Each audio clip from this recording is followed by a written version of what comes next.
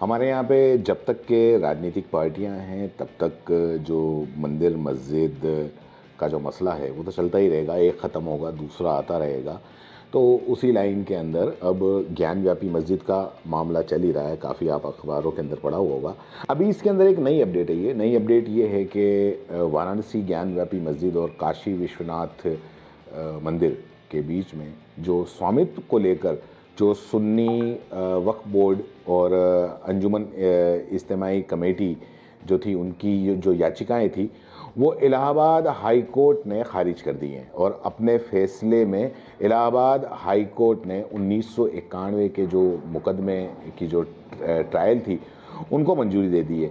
इसके अलावा high court ने वाराणसी कोर्ट को निर्देश दिया है कि वो 6 महीने में मामले की सुनवाई पूरी करें।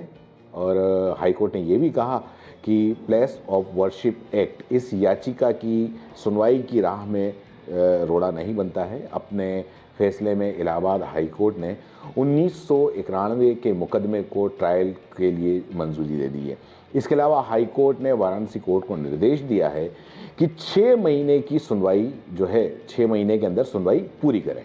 इस फैसले को हिंदू पक्ष ने एक बड़ी जीत माना जा रहा है। हिंदू पक्ष जो है वो मान रहा है कि ये हमारी एक बहुत बड़ी जीत है, क्योंकि इसमें जो मुस्लिम पक्ष की उन्होंने जितनी भी याचिकाएं लगाई थी वो सारी की सारी खारिज हो गई हैं। 5 याचिकाएं लगाई थी, 5 याचिकाओं पर अदालत का फैसला आया है कि उसमें 3 याचिकाएं 1991 में वाराणसी की अदालत में दाखिल किए गए केस की पोषणीयता से जुड़ी हुई थी, जबकि बाकी की जो 2 अर्जियां थी वो एएसआई सर्वेक्षण आदेश के खिलाफ थी। भगवान आदि विश्वेश्वर विराजमान के बाद मित्रों की तरफ से वाराणसी की अदालत में 1991 में दाखिल मुकदमे में विवादित परिसर में हिंदुओं को सौंपे जाने और वहां पर पूजा अर्चना की इजाज़त किए जाने की मांग हुई थी।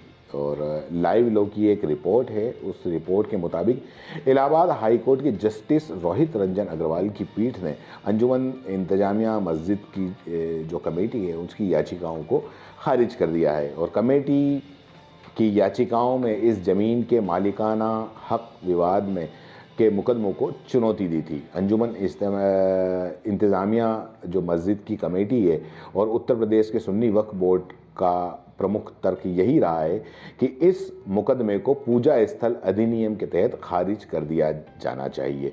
इलाहाबाद हाई कोर्ट ने कहा कि मस्जिद परिसर में मुस्लिम तत्व या हिंदू तत्व हो सकते हैं, लेकिन फिलहाल इस पर कोई फैसला नहीं लिया जा सकता।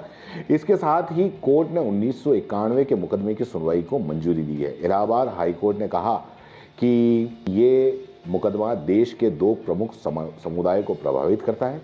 हम ट्रायल कोर्ट को इस मामले में 6 महीने के अंदर फैसला देने के लिए निर्देशित करेंगे, ये हाई कोर्ट ने कहा है। हाई कोर्ट ने ये भी कहा कि एक मुकदमे में एएसआई का सर्वे कराया गया था, इसे बाकी मुकदमों में भी दायर किया जाएगा।